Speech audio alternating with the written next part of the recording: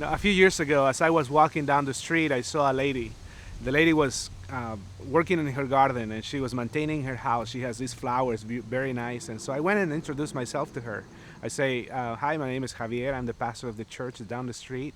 And I love to help. If there is anything I can do, just let me know. And she looked at me and she said, do you want to help me? I said, well, if I can, I will. And she took me down to the middle of the street and she said, okay, look around and tell me what you see. And I said, well, I see a house that has broken windows. I see a lot of trash on the street. I see another house that has a tree on top of the roof. And she looked at me and she said, son, you can't help me. The reason that communities stay blighted is because people just lose hope that it's possible for it to be anything different. The community loses imagination for that, and then they lose connection. No one would wave at you and you didn't feel comfortable walking outside. Oftentimes when I tell people where I work, they think I was placed here and that I didn't fight to get in here. I wouldn't call it hopelessness, but I think people don't dream big enough. The biggest obstacle is just seeing the possibilities for their life. Now, I was very confused, and I went inside, talked to the lady and said, what did I say? Did I say something wrong? And she said, well, son, if that's all you can see, you can't help me. I need someone who can see something better and something different in this neighborhood. I wanted to leave. I wanted a nice neighborhood with the picket fence where everybody knows each other and your kids can run around in the front yard. And my husband felt really convinced that this was where we were supposed to be. And at the time, I struggled with that decision. And I felt like God was speaking to me about my own children, that God had me at the right place where He wanted me, and I had to trust Him to take care of us, even if the surroundings were not comfortable.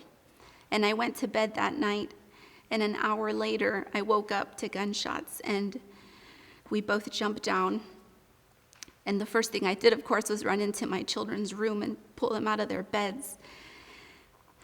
And we didn't talk about the situation until the next afternoon when my husband said, okay, if you're ready to leave the neighborhood, we can do that. And I said, had you asked me at any other time, I would have gone. But last night, God just revealed to me that this is where we're supposed to be, and He's going to take care of us. And if we run, we're just like everybody else who gets up and leaves when things get really hard. If you're committed to stay, that next question is, how do we make change, is kind of tantamount to asking the question, who also cares about this? If we really believe that God created us in His image, we know that everybody has a gift. Everybody has something to offer. The people who live there see what goes on day in and day out. For those who have not become overly cynical and jaded about what they may see day in and day out, it's those folks who can probably envision the way out. Instead of focusing on the needs and focusing on what are the challenges people are experiencing, I started to focus more on what we have. We got to change the questions we have when we come to a community. We can't simply start by saying what's wrong with this community. We got to start by saying what's happening in this community that is good, that we can begin to build on. So we started with listening because I just wanted to know what the community thought about about their neighborhood and what they were doing. And the results of that were a little surprising to me. People really said, we want to feel proud of where we are. We want to see this become a more beautiful community. We want more opportunities to meet each other. We want to feel more welcome. Part of what we're doing here in Mount Vernon Park is just encouraging a sense of neighborliness, a sense of belonging to one another. And as that unity grows, the temperature of the neighborhood increases towards good things. Our next step was to have small wins, small projects that the community could really get engaged in, dig their teeth into, and that were responsive to what they'd said before. We have those empty lots. So in our neighborhood, we have 11. We thought, the kids are playing on the street. Well, we have an asset there. How do we use it to be able to bring this community and bring it to another place and beautifying too at the same time? That's one of our main projects right now. We have several of them. One is called Park to Park, which is an idea to transform our parking lot into park space. Our community can use it when we're not using it. Another is Tired a Lot, because I'm really hokey and I thought we could use tires, as a low-cost material to begin to activate those lots as well. We'll engage some youth to learn about the impact of design, learn how they can transform their own neighborhood, and really get out there with some power tools and some paint and do something fun in the community. First Things First is a parenting program I do with Junior League, and we are working with the parents to give them things that they can do with their children at home to help them be prepared for first grade. And they go home immediately and do the things that we talked about because they want their kids to have a better life, be safe, and do great things in life. Spend a day with Javier, seeing what he does and the passion that he does every day, working with the families and talking. You'll see real quick we need a community center very badly. We need a lot of resources in this community. Our summer camps are partnering with the police department and the fire department. So it's helping strengthen that relationship between the kids and the law enforcement and building those relationships that are really important and will change people's perceptions of each other. But when I came here, I see the difference that I see on TV, that they're more nicer. They want to hear that we care. We can look intimidating in our uniforms, and I feel like it's very important to get the message out that regardless of the very professional manner in which we are taught to carry ourselves, can't be confused with our inner feelings and heart of actually caring. I think these camps are really important for these kids, especially the kids who come here who are from the neighborhood. Some of them don't necessarily have that much to do during the summer, so it's something active, but it's also something positive. It's a chance for them to hear about Christ. Each one of them is very different in their own way, and it's been fun to see those personalities come out. A lot of what they show is that they just want to have fun. All they want to do is play dodgeball or go outside. I think what they truly want, even though they may not know how to say it or show it, that they want to be loved, they want to be respected. What I really want the kids to take away from this camp is that each one of them has a purpose, each one of them has the power to do great things. Over the years, the crime has really gone down in the community. Before I got to Lavon Scott, there's been many stories of shootings during the day, and I've been so very lucky not to have that happen in the last 4 years that I've been at the school. Not to say there aren't things that go around, but it's dramatically decreased. In 2013, the statistics in crime, we had 33 burglaries in our neighborhood, 550 homes, 33. That's really high. By 2014, we only had 23 break-ins at the end of 2014. 2015, just last year, we only had five break-ins in our neighborhoods. When your parents are able to be calmer and allow you to play outside, that's a huge difference. Their growth academically is huge just because they're not having to constantly be living on that edge. Mayor! That's the mayor! As I walk through the neighborhood, it's really surprised me how many people thought so well of their neighborhood. They see it coming back to life. More than one neighbor said, over the past several years, this neighborhood's beginning to turn around. Around here has been doing a lot better, less theft. The neighborhood came a long way. It used to be a little rowdy back in the day. But This is home. This is home. I'm enjoying it up here. Yay! How did you get up there? The neighborhood associations is the backbone of the city. Having a healthy neighborhood association makes a difference in a community. When you go to his meetings, there's 30 people.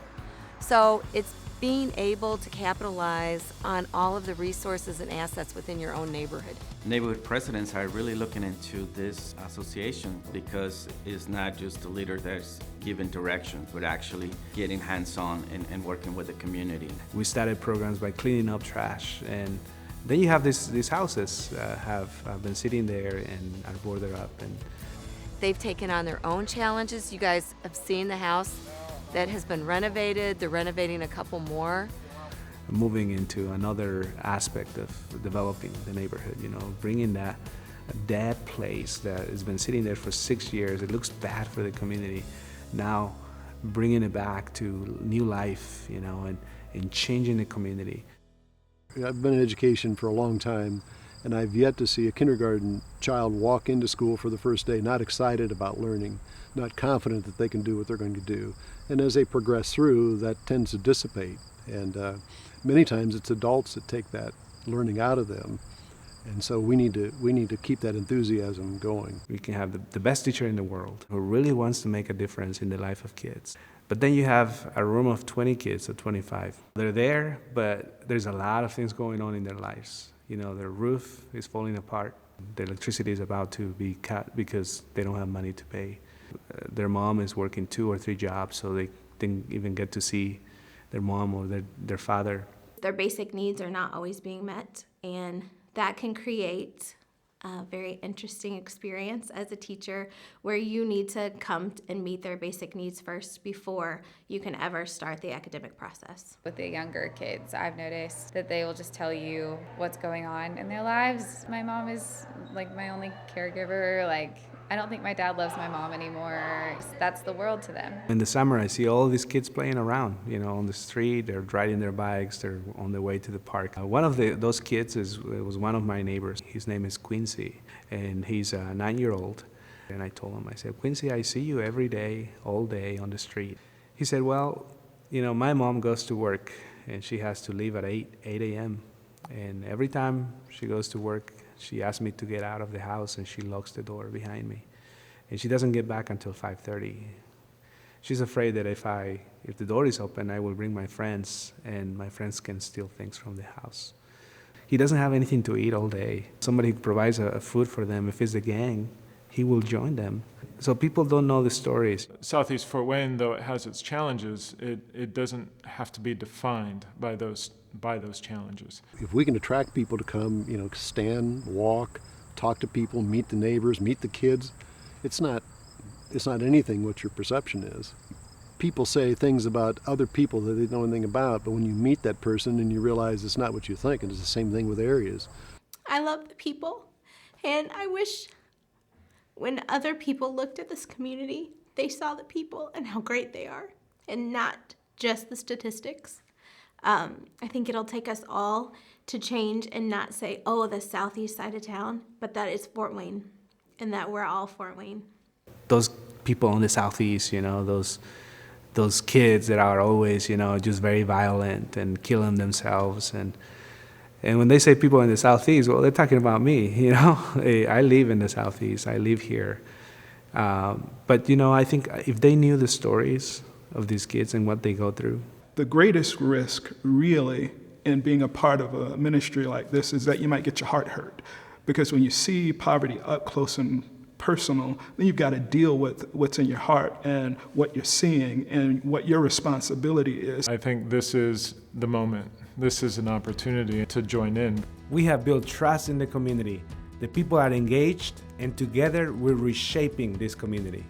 Join us in this transformation so that 5 years from now you will look back and you will say, I was part of that transformation, and my investment and my time made a difference in that community.